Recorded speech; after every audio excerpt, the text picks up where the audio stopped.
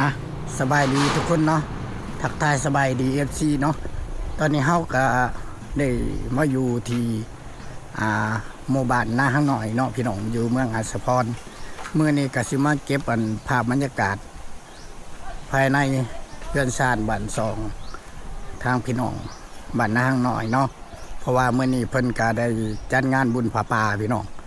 ก็สิมาเก็บภาพบรรยากาศงานบุญผาป่าให้พี่น้องชมนำเนาะนี่ก็พาทุกคนมาเบิ่งเพื่อนที่ว่ายังเป็นยกเก่าเนาะพี่น้องนี่คือหลังนี่ข้าเจ้าก็จะยังมงใหม่อยู่ในพี่น้องเนาะหลังที่มงใหม่เนี่ยก็สิมีอยู่ประมาณ2 หลังพี่น้องที่เขาเห็นเนาะการงานสวดทรงก็สิเป็นยกเก่าๆพี่น้องเลยเนาะไปเดี๋ยวเราจะพาทุกคนไปเลาะเก็บภาพบรรยากาศภายในงานวัดซะก่อนเนาะพี่น้องเนาะเพราะว่าเมื่อนี้เป็นมื้อบุญพี่น้องบุญผาป่าเนาะเพราะว่าเมื่อสิแห่ผาป่าเนี่ยเป็นมืออื่นพี่น้องแห่มืออื่นเนาะแต่ว่าเมื่อนี้เนี่ยเป็นมืองั้นพี่น้องเนาะก็เลยสีมาเก็บภาพบรรยากาศภายในหมู่บ้านแน่แล้วก็ในบุญแน่เนาะพี่น้องเมื่อนี้ก็มีวงดนตรีเนาะวงดนตรีมาตะคูนทางบันท่าบทติดแม่น้ำคลองพุ่นเนาะวงดนตรีพี่น้องเนาะคือว่าทางบันทะโพเนาะพี่น้องเนาะเพราะว่าเพิ่นฮักกะมาฮอดกะยังบ่ทันได้เห็นป้ายหนังสือวงดนตรีเนาะเพราะว่าภายในหมู่บ้านเพิ่นก็ว่าเป็นวงดนตรีมาจากทางบันทาเนาะทางบันทะโพพี่น้องเนาะเดี๋ยวฮักก็สิเก็บภาพบรรยากาศภายในงานให้พี่น้องชมเนาะวันนี้ก็มาเก็บภาพบรรยากาศภายในหมู่บ้านให้พี่น้องชมซะก่อนเนาะ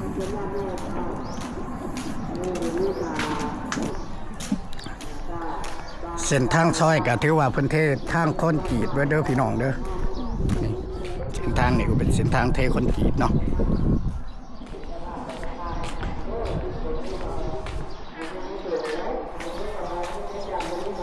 เรือนซานบ้านสองก็สิประมาณนี้แหละพี่น้อง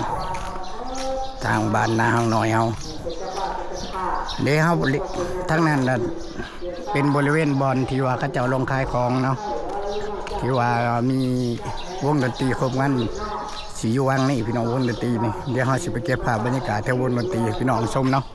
ตอนนี้ฮักก็สิมาเก็บภาพบรรยากาศภายในหมู่บ้านให้พี่น้องชมซะก่อนเนาะ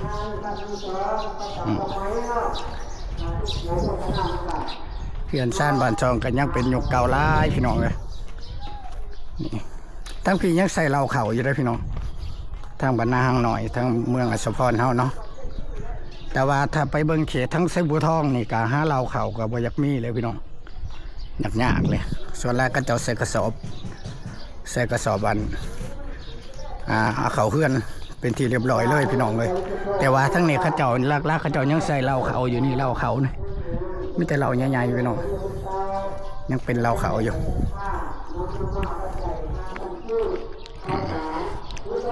เดี๋ยวเราจะเก็บภาพบรรยากาศภายในวัดพี่น้องชมน้ำเนาะ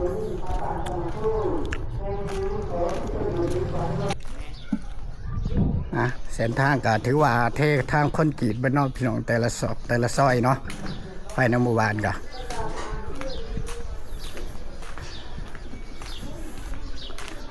เดี๋ยวจะไปเก็บภาพบรรยากาศทางวงดนตรีตอนนี้เพิ่นกำลังตั้งเวทีอยู่พี่น้องเนาะวงดนตรีก็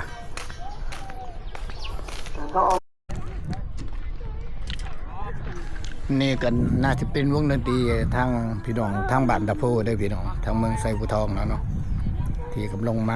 ลังลงมาขบเงินอยู่บุญป่าบ้านนาห้างหน่อยพี่น้อง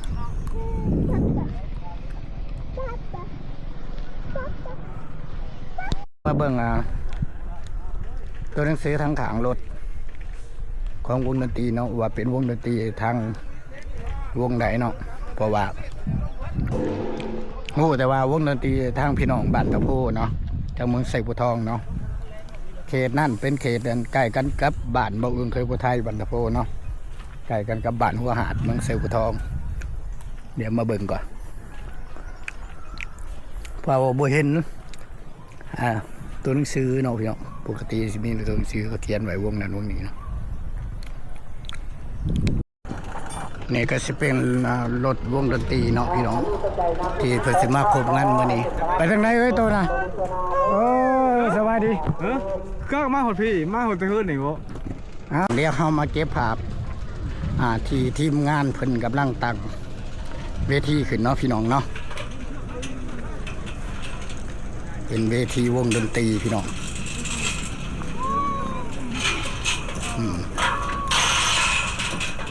กำลังตั้งเสาขึ้นอยู่นี่พูดถึงๆผม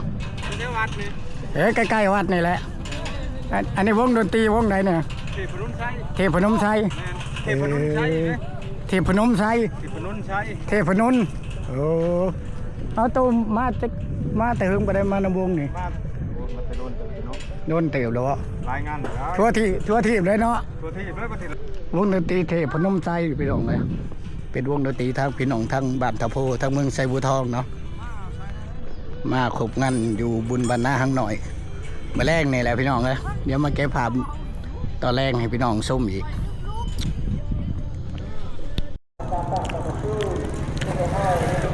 ภายในงานก็มีแม่ค้าเสาขายพี่น้องลงมาขายของถือว่ากำลังเริ่มแน่นหนาเนาะพี่น้องเนาะแม่ค้าเสาขายกันทางนี้ฮักกะมานี่พี่น้องกำลังกลางเต็นท์อยู่นี่เอาเดี๋ยวตอนแรกบ่าวอื่นเคยอุทัยก็สิมาเก็บภาพบรรยากาศในพี่น้องชมอีกเนาะพี่น้องนี่คือบรรยากาศยามแรงพี่น้องอยู่บุญบ้านนางหน่อยเนาะเป็นบุญผาป่าพี่น้องเอ้ยในกระแมนวงดนตรีเทพนมไซเนาะวงดนตรีทางพี่น้องบ้านทาโพทางเมืองไซภูทองแขวงสวรรณเขตเนาะมาขบงานในงานบุญผาป่าอยู่เมืองอัศพรบ้านนางหน่อยภายในเมืองนี้น้องพี่น้องเนาะเดี๋ยวเก็บภาพบรรยากาศในพี่น้องชมนำกันภายในงานพี่น้อง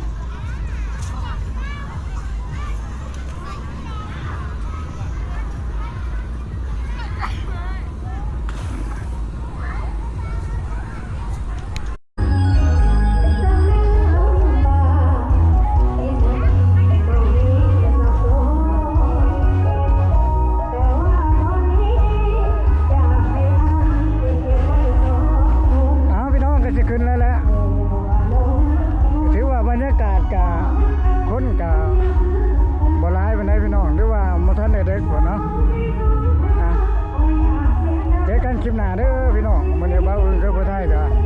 มาเก็บภาพบรรยากาศยามแรงเนาะงานบุญอยู่ที่วัดบ้านนางหน่อยพี่น้องเนาะก็เลยบ่ได้อยู่เด้อพี่น้องเจอกันคลิปหน้าพี่น้องคลิปนี้สบายดีพี่น้อง